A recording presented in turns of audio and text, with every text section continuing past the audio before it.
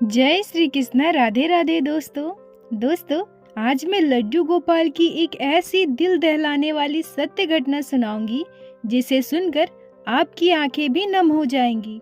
आशा करती हूँ प्रत्येक दिन की भांति आज की यह लीला कथा भी आप लोगों को बहुत अच्छी लगेगी।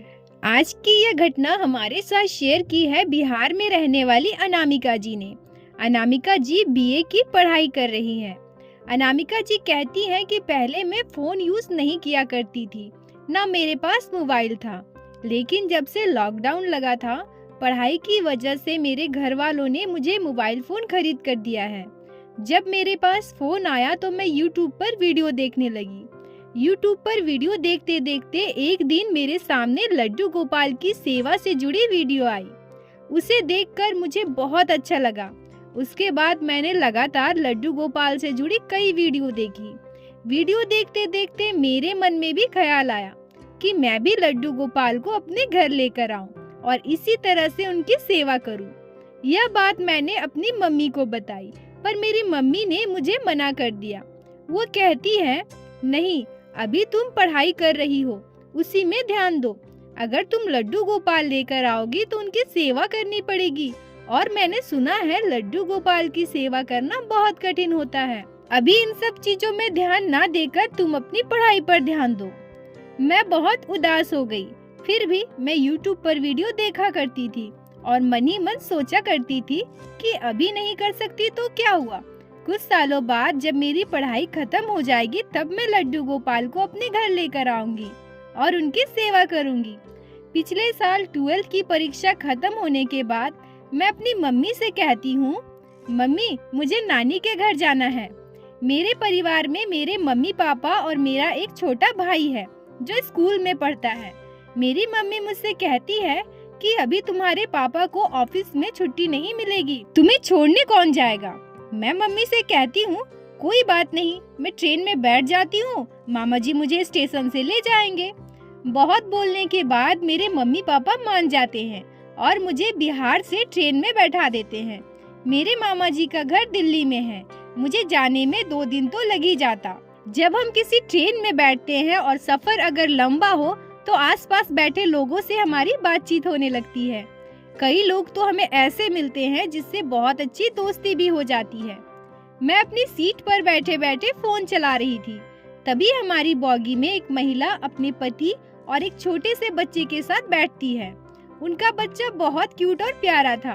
बच्चे के जरिए हमारी धीरे धीरे उनसे बात होने लगी। वो हमसे पूछती है कि आपको कहाँ उतरना है।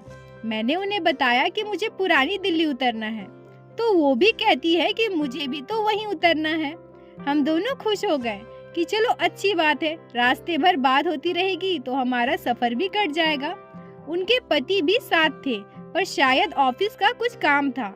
वो बार बार फोन पर बात कर रहे थे।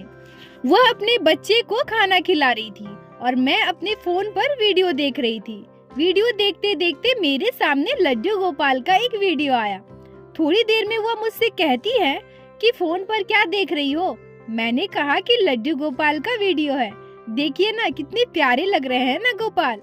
तभी वो मुझसे कहती है, 1 मिनट रुको, मैं तुम्हें कुछ दिखाती हूँ। अनामिका जी कहती हैं कि उसके बाद वो मुझे जो दिखाती है उसे देखकर तो जैसे मेरे पैरों के नीचे की जमीन खिसक गई। मुझे समझ में नहीं आ रहा था कि मैं खुश हूँ या फिर दुखी हूँ। अनामिका जी कहती है कि मुझे लड्डू गोपाल के बारे में ज्यादा पता तो नहीं है, पर जितना मैंने वीडियो में देखा है मुझे पता है कि लड्डू गोपाल की सेवा बिल्कुल एक छोटे बच्चे की समान की जाती है। उन्होंने मुझे अपने कपड़े के बैग के अंदर से एक कपड़े में लपेटे हुए लड्डू गोपाल निकाल कर दिखाया। वह कहती है कि देखो मेरे पास भी लड्डू गोपाल है। मैं उसे देखकर तो बिल्कुल चौंक जाती हूँ। मैं उनसे कहती हूँ, अरे आप लड्डू गोपाल को कपड़े के बैग के अंदर घुसा कर रखी है। लड्डू गोपाल जी की तो सेवा की जाती है ना, मैंने वीडियो में देखा है। जब कोई लड्डू गोपाल को लेकर बाहर जाता है तो उन्हें टोकरी या फिर बास्केट में रख के लेकर जाते हैं, और आप तो कपड़ों के बीच उन्हें दबाकर रखी हो। वो महिला मुझसे कहती है, अरे मैं आपको क्या बताऊं, मैं बहुत परेशानी में फंस चुकी हूँ। दिल्ली में मेरे हस्बैंड जॉब करते हैं और मेरा ये छोटा बच्चा भी है। मैं वहीं रहती हूँ अपने हस्बैंड के साथ। मेरे सास ससुर बिहार में रहते थे। 1 महीने पहले मेरी सासू माँ की मृत्यु हो गई। इसी वजह से हम लोग बिहार आए थे। मेरी सासू माँ इस लड्डू गोपाल की सेवा किया करती थी। अब मैं तुम्हें क्या बताऊं, मुझे पूजा पाठ का बिल्कुल भी समय नहीं मिलता, ना मुझे इन सब चीजों में कोई इंटरेस्ट है। अब अपना बच्चा देखूं या इस मूर्ति की सेवा करूं। मेरी सासू माँ नहीं रही, इसीलिए मेरे ससुर जी ने मुझसे कहा कि लड्डू गोपाल को तुम अपने साथ लेकर जाओ। मैं तो यहाँ सेवा नहीं कर सकूंगा, तुम्हारी सासू माँ तो अब नहीं रही, तो तुम्हें ही इनकी सेवा करनी पड़ेगी। मैं कुछ भी नहीं बोल पाई और मजबूरी में इसे लेकर मुझे आना पड़ा। अनामिका जी कहती हैं कि वो महिला मुझे जो सारी बातें बता रही थी उसे सुनकर मुझे बहुत अजीब लग रहा था। मैंने उनसे कहा कि अगर आपको इनकी सेवा नहीं करनी थी तो आप सबके सामने बोल सकती थी कि मैं नहीं कर पाऊंगी। आप इस तरह से बैग में बंद करके क्यों लेकर जा रही हो लड्डू गोपाल को? वो महिला कहती है कि मैं क्या करती, वहाँ पर बहुत सारे रिलेटिव थे, मेरी ननद थी, मेरे ससुर थे, बाकी के लोग भी थे। सबके सामने अगर मैं मना करती तो लोग क्या सोचते, इसीलिए मुझे इस मूर्ति को ले जाना पड़ रहा है।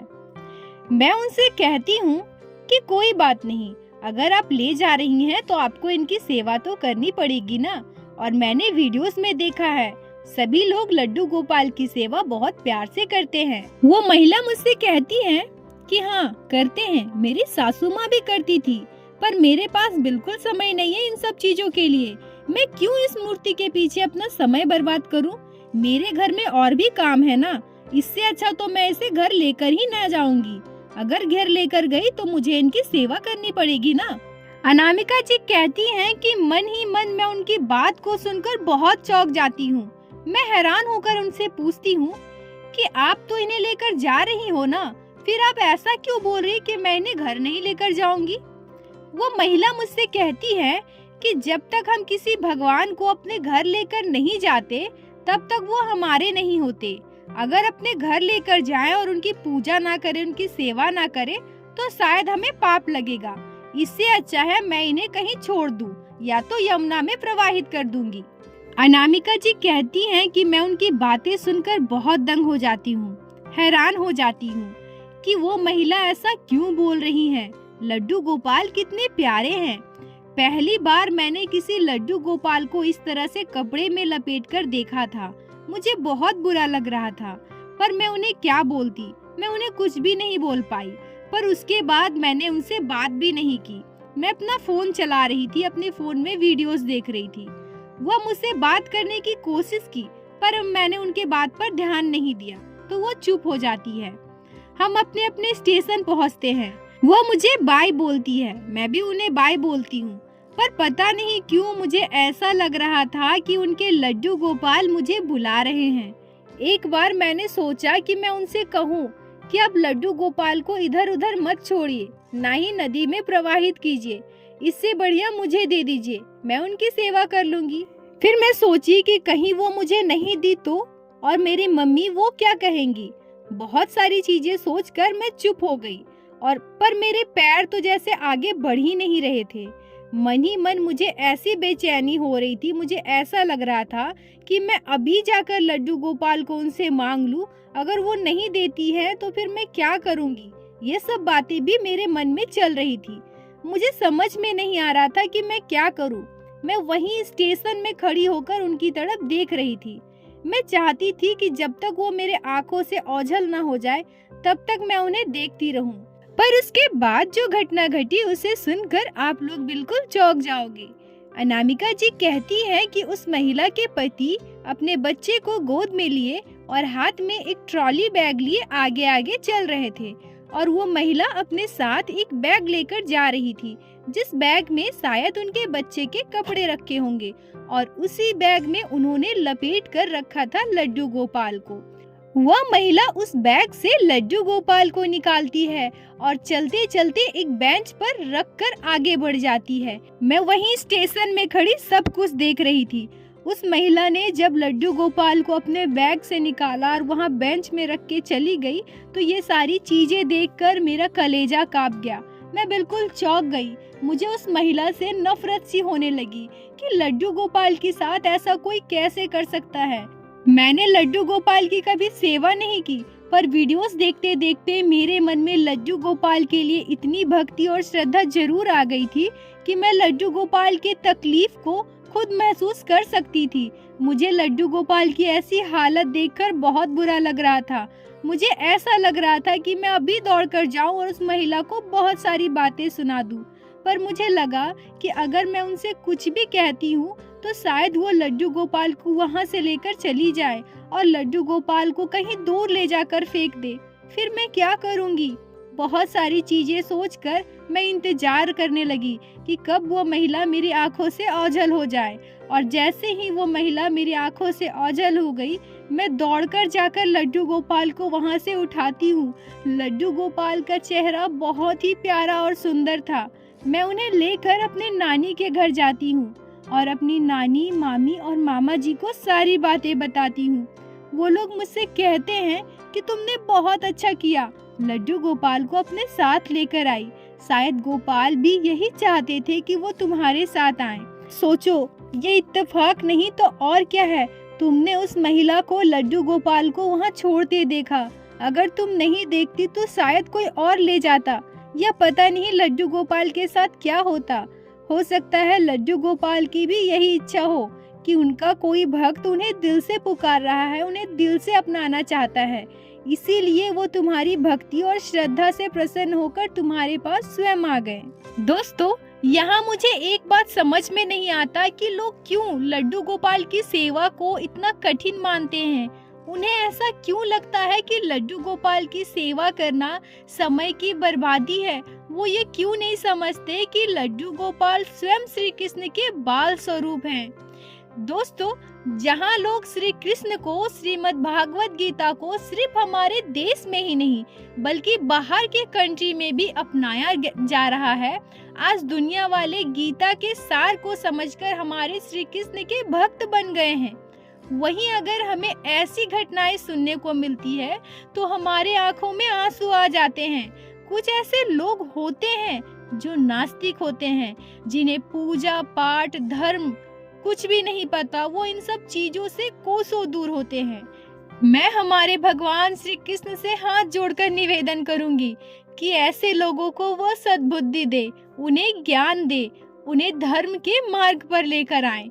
बोलो बाके बिहारी लाल की जय, लड्डू गोपाल की जय, जय जय श्री राधे।